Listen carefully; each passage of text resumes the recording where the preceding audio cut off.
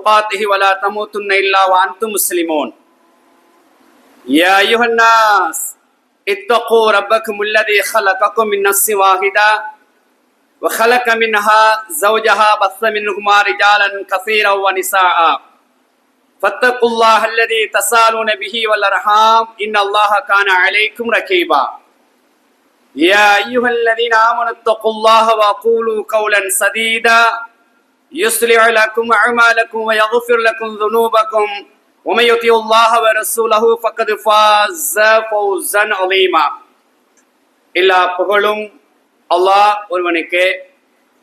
அல்லாஹ்வுடைய கடமையான ஜும்ஆவை நிறைவேற்றுவதற்காக வேண்டி அவனது இல்லத்தில் வீற்றிருக்கும் கண்ணியத்துக்குரிய எல்லாம் வல்ல அல்லாஹ் நல்லடியார்களே, பெரியவர்களே, சகோதரர்களே, அன்புக்குரியவர்களே, அல்லாஹ்வும் அல்லாஹ்வுடைய தூதர் அவர்களும் மார்க்கமாக எதையெல்லாம் எங்களுக்கு வழிகாட்டி இருக்கின்றார்களோ அவைகளை உள்ளத்தில் பதித்து வாழ்க்கை செயல்கள் எடுத்து நடக்கும்படி முதலில் அடியானாகிய எனக்கும் அடியாளாகிய உங்களுக்கும் தக்வாவை உபதேசமாக போதித்துக் கொள்கின்றேன். அன்புக்குரியவர்களே, அல்லாஹ் எங்கள் மீது கொண்ட பேர் இரக்கம், அன்பு, ரமலானை கடமையாக்கி அந்த ரமலான் ஊடாக நீங்கள் இறையச்சமுள்ள மனிதனாக மாற வேண்டும், இறையச்சமுள்ள அடியாராக மாற வேண்டும் என்பதற்காக வேண்டி ரமலான் முழுவதும் பகல் நேரத்திலும் இரவு நேரத்திலும் என்னென்ன அமல்கள் உற்சாகத்தோடு ஆர்வத்தோடு செய்ய வேண்டும், அதை எப்படி நடைமுறைப்படுத்த வேண்டும் என்பதையெல்லாம் அல்லாஹ்வும் அல்லாஹ்வுடைய தூதவர்களுக்கு வழிகாட்டி இப்படி நீங்கள் நடந்து கொள்ளுங்கள், இதை நடைமுறைப்படுத்துங்கள், நிச்சயமாக லஅல்லக்கும் தத்தகூன், இந்த நோன்பின் ஊடாக உங்களுக்கு இறையச்சம் பெறக்கூடும் என்ற அடிப்படையில் அல்லாஹ் எதையெல்லாம் எங்களுக்கு அமல் ரீதியாக வழிகாட்டினானோ அந்த அமல் ஊடாக இறையச்சத்தை பெறக்கூடிய பாக்கியத்தால் எங்களுக்கு தந்தான். அல்ஹம்துலில்லாஹ்.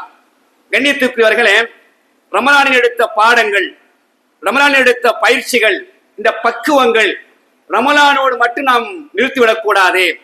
ரமலான் முடிந்தாலும் நாம் செய்த இந்த பயிற்சிகள், எடுத்த பக்குவங்கள் தொடராக இருக்க வேண்டும் என்பதற்காக வேண்டித்தான் இறையச்சத்தை தொடர்வோம் என்ற இந்த முக்கியமான தலைப்பில் ஓரிரு தகவல்களை உங்களுடைய சிந்தனைக்கு முன்வைக்க இருக்கின்றேன்.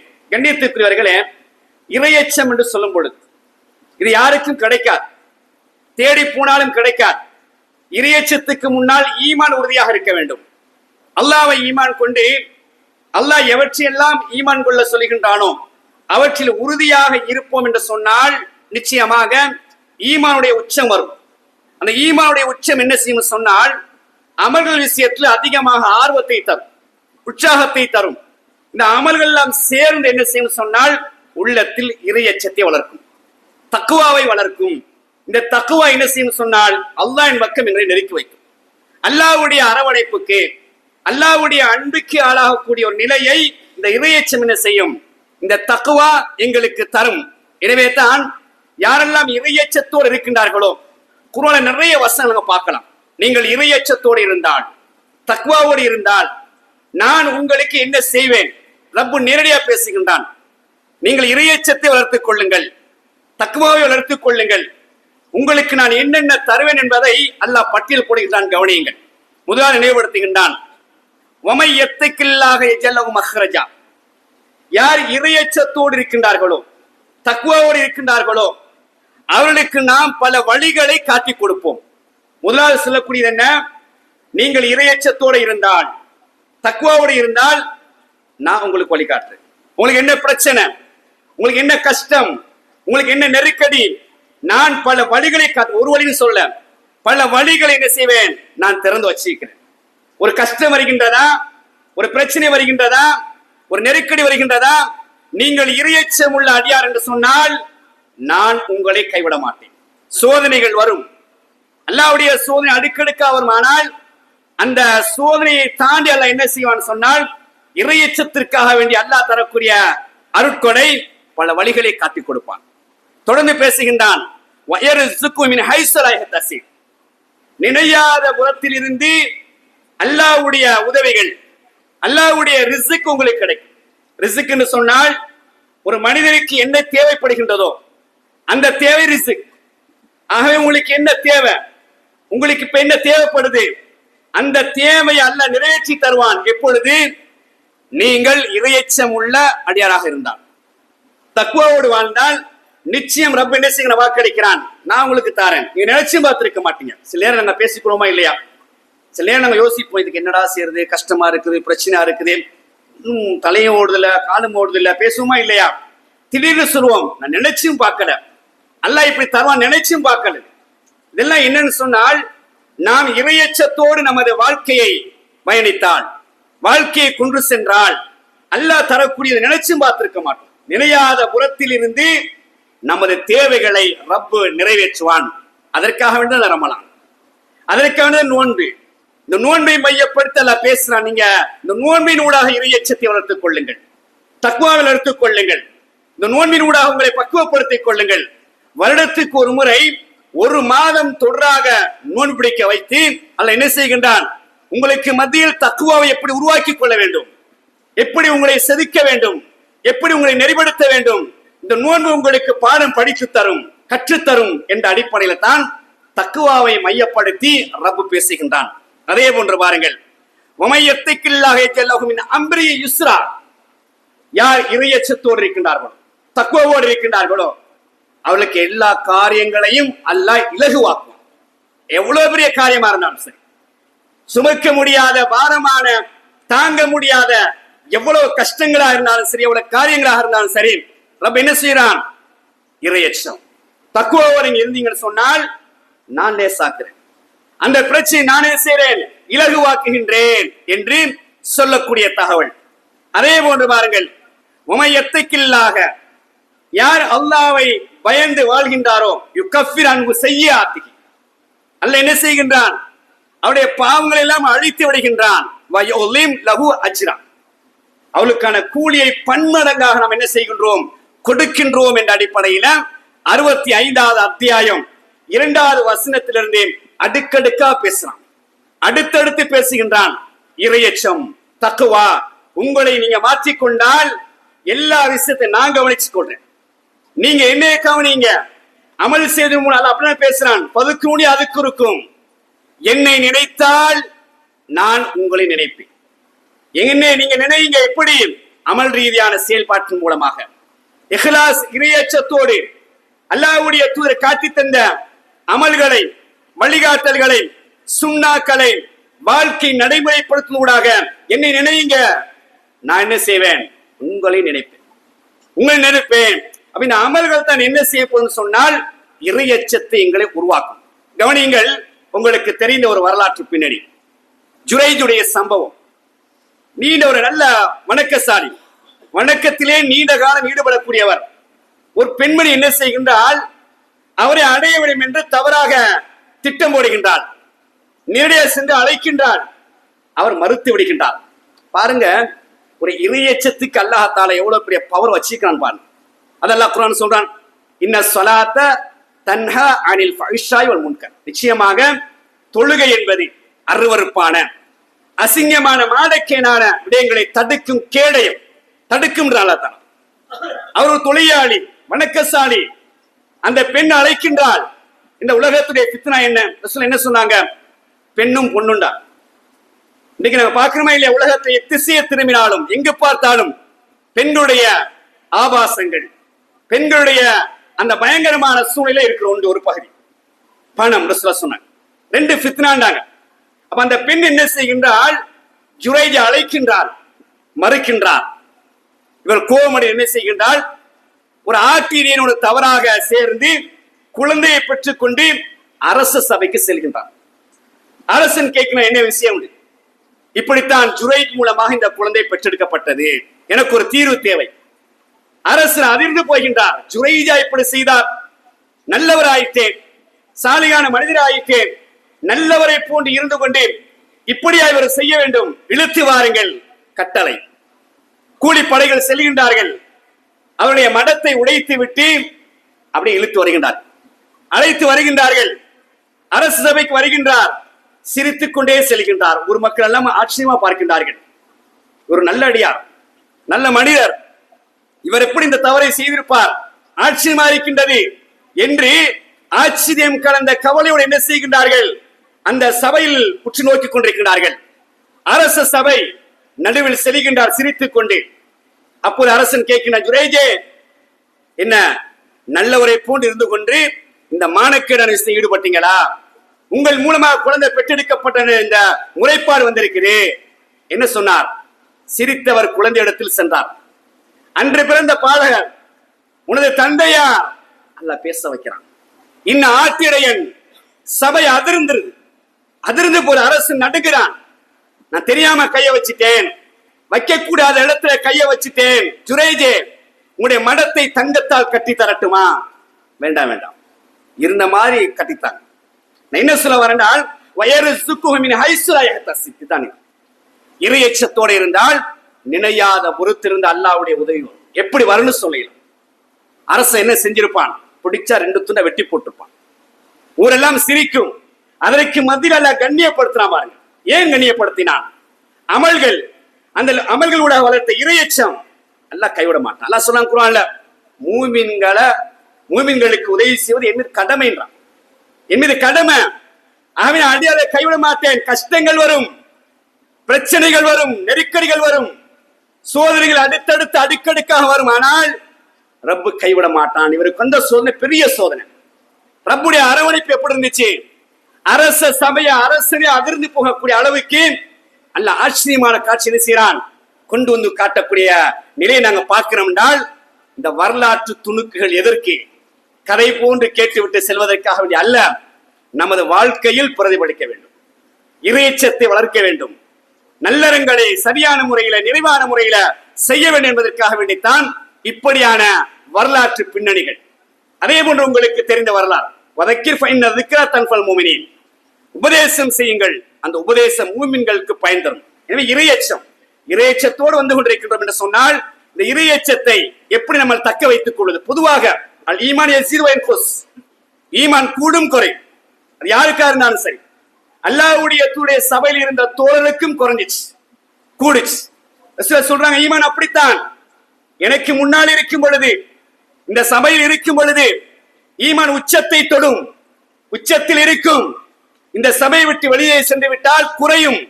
அல்லாஹ் அப்படிதான் அமைச்சிருக்கிறான் என்ற ஒரு சிறு சொல்றாங்க. அதனால் குறையுது என்பதற்காக வேண்டி குறைத்து விடக்கூடாது, இல்லாமல் ஆக்கிவிடக்கூடாது.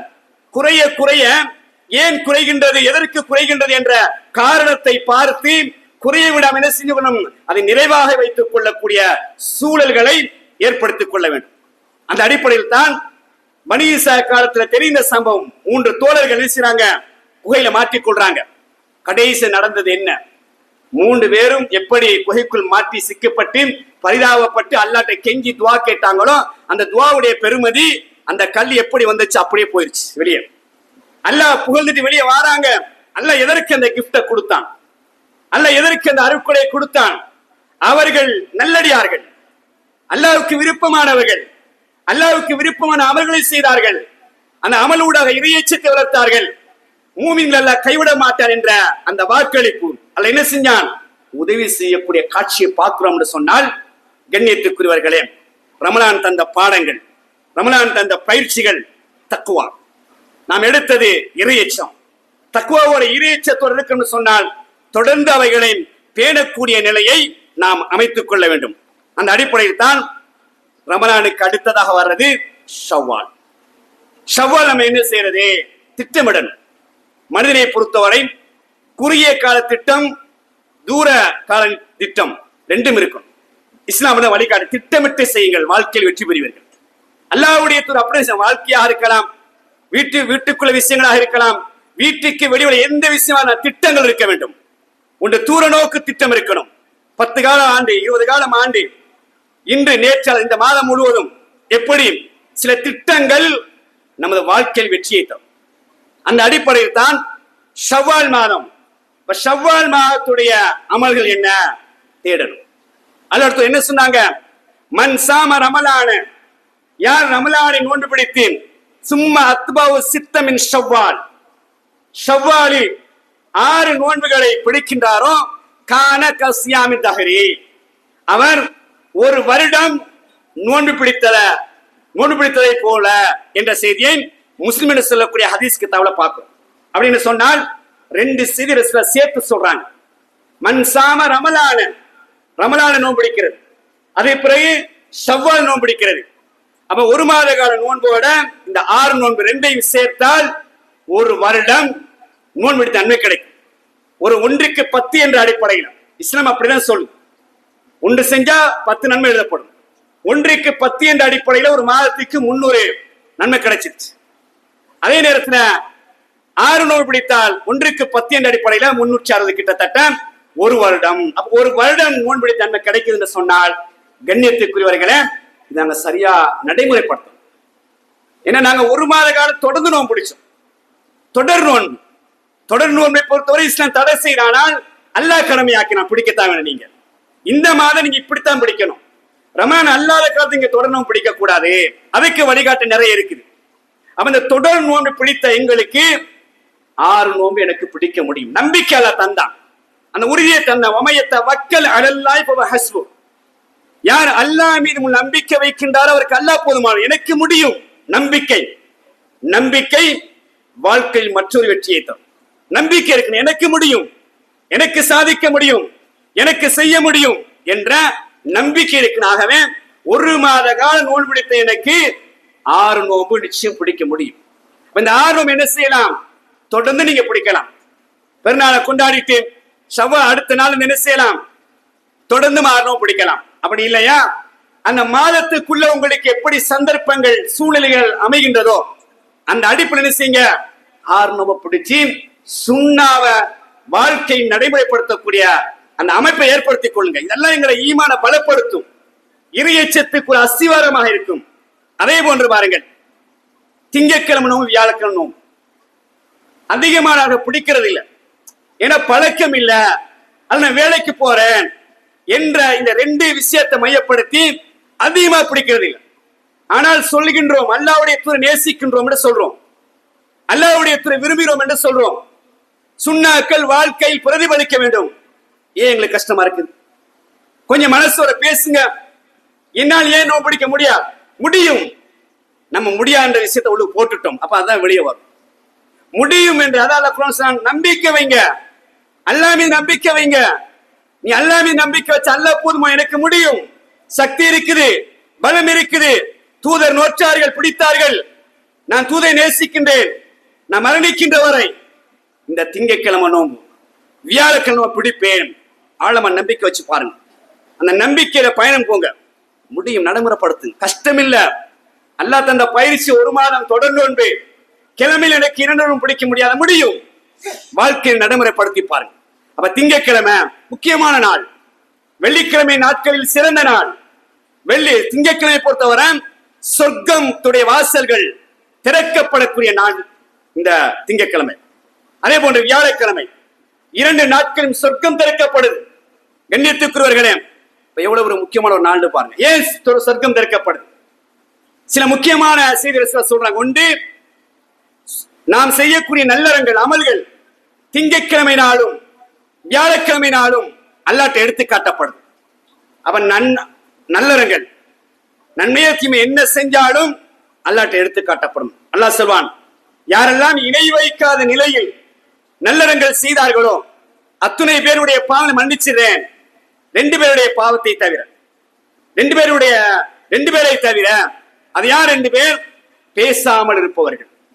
பேசாமல் இருந்து கொண்ட என்ன அமல் செஞ்சாலும், ஹஜ் செஞ்சாலும் வேலை இல்லை, உம்ரா செஞ்சாலும் வேலை இல்லை, தஹஜ்ஜத் தொழுதாலும் வேலை இல்லை, பக்கத்து ஊடார பேசுறது இல்ல, சொந்த பந்தங்கள பேசுறது இல்ல, நானா தம்பி பேசுறது இல்ல, தாத்தா தங்கச்சி பேசுறது இல்ல. வேஸ்ட்.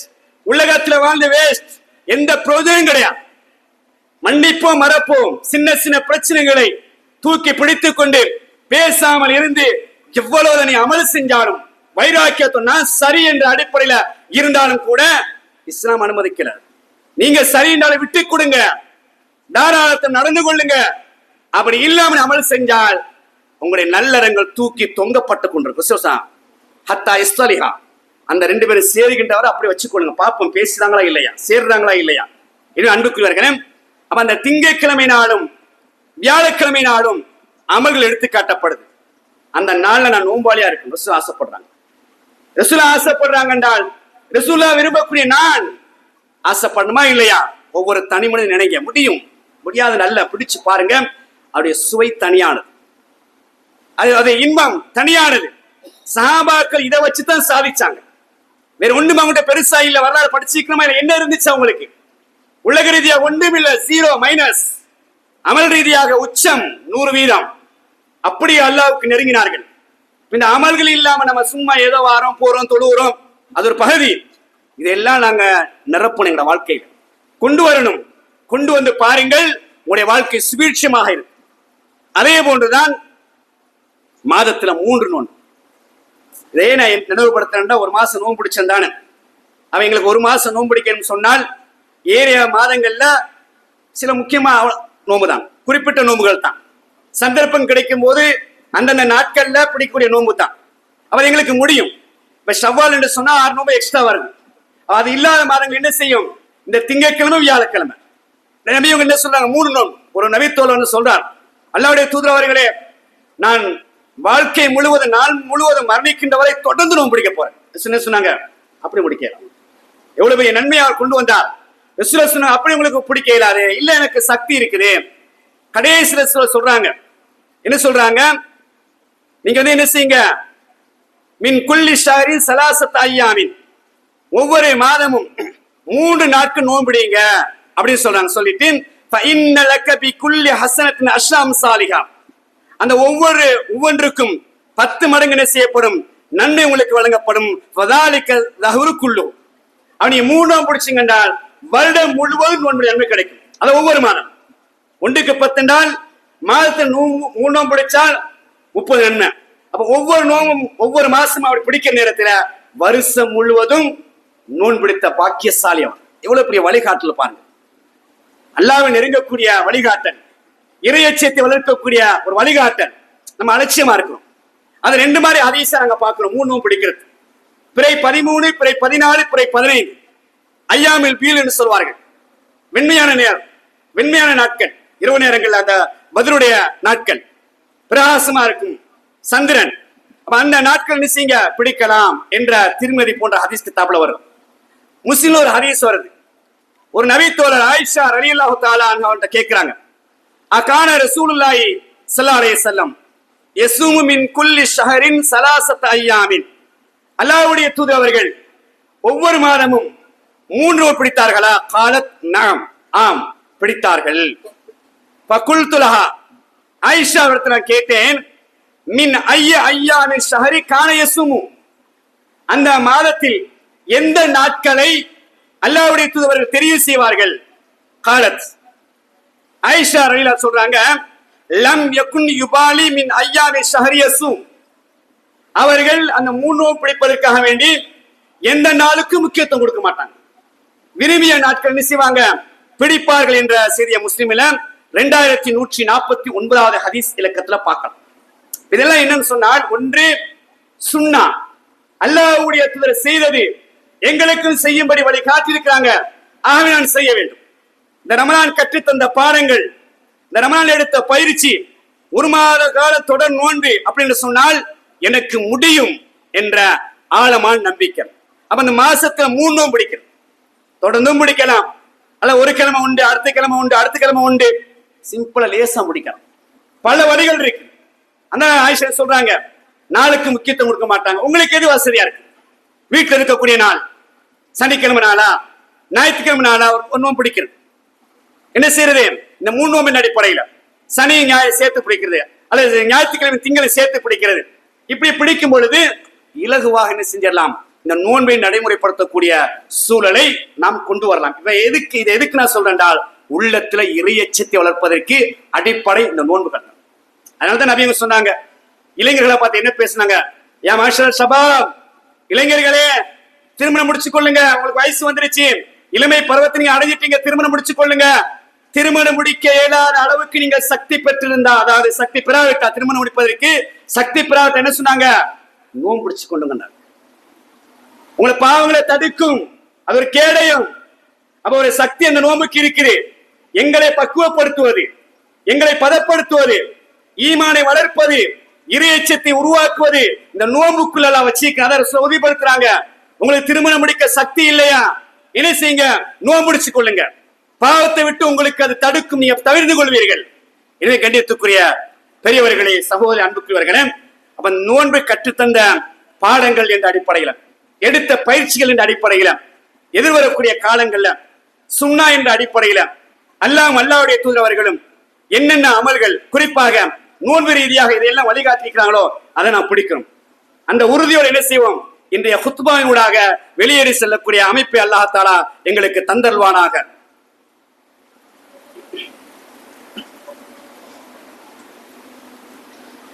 அல்ஹம்துலில்லாஹ் இன்னல் ஹம்தலில்லாஹ் நஹ்மதுஹு வ நஸ்தஈனுஹு வ நஸ்தக்ஃபிருஹு வ நஊது பில்லாஹ் மின் ஷுரூரி அன்ஃபுஸினா வ மின் ஸய்யிஆத்தி அஅமாலினா மன் யஹ்திஹில்லாஹு ஃபலா முضில்ல லஹு வ மன் யுضلل ஃபலா ஹாதிய லஹு வ அஷ்ஹது அல்லா இலாஹ இல்லல்லாஹ் வஹ்தஹு லா ஷரீக லஹு வ அஷ்ஹது அன்ன முஹம்மதன் அப்துஹு வ ரசூலுஹு அம்மா பஅத்.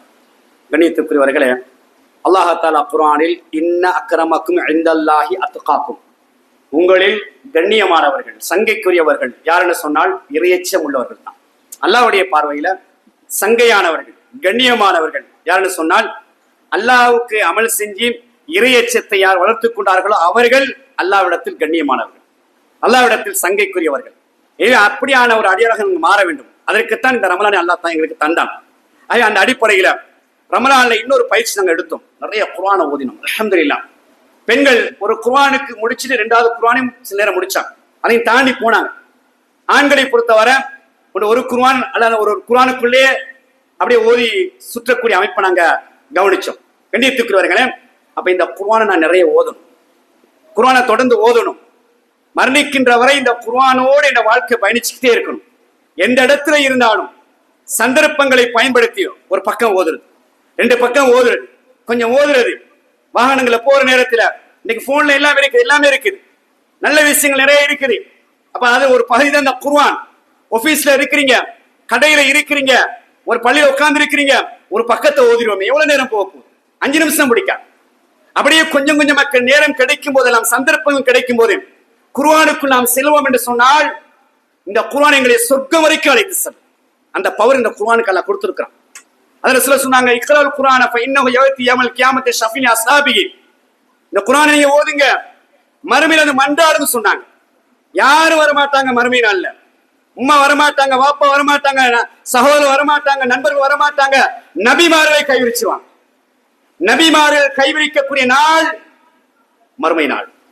குர்ஆன் வரும், குர்ஆன் வரும்.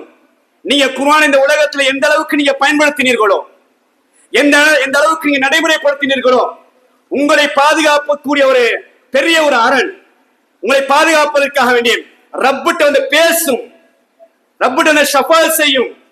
மறந்துடாதீங்க. அல்லாஹ் இன்னொரு எச்சரிக்கை செய்யறாங்க, நீங்க குர்ஆனை ஓதாம இருப்பீங்கன்னு சொன்னா எந்த அளவுக்குன்னு சொன்னால், ஒரு ஒட்டகத்தை கயிற்றுல கட்டி அதை அவிழ்த்துக்கிட்டு வேகமா ஓடுமே, வேகமா ஒரு ஒட்டகம் பாலைவனத்துல, அதை விட வேகமா நீங்க குர்ஆன் ஓதாம இருந்தீங்கன்னா உங்களோட உள்ளத்துல அப்படியே கொஞ்சம் கொஞ்சமா குர்ஆன் போயிரும்ன்றாங்க.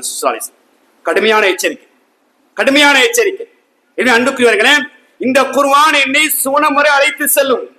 அந்த சக்தி இந்த குர்ஆனுக்குள்ள வச்சிருக்கிறான். அவன் சொர்க்கம் தான் என்னுடைய டார்கெட், என்னுடைய கோல். அந்த சொர்க்கத்தை அல்லாஹ் கையில தந்திருக்கின்றான்.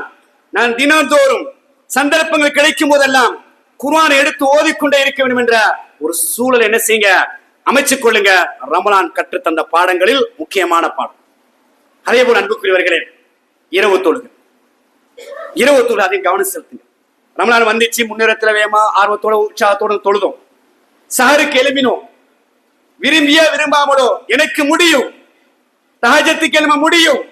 1 மாத காலம் பயிற்சி எடுத்தேன், பக்குவமாக எழுப்பினேன், சஹர் செஞ்சேன், அந்த 4 மணிக்கு எழுப்பினேன், 4:30 மணிக்கு எழுப்பினேன். அப்படி என்று சொன்னால் ரமலான் முடிந்தாலும் எனக்கு எழும்ப முடியும். அல்லாஹ் அந்த பயிற்சி தந்திருக்கின்றான், முடியும் என்ற நம்பிக்கை தந்திருக்கின்றான்.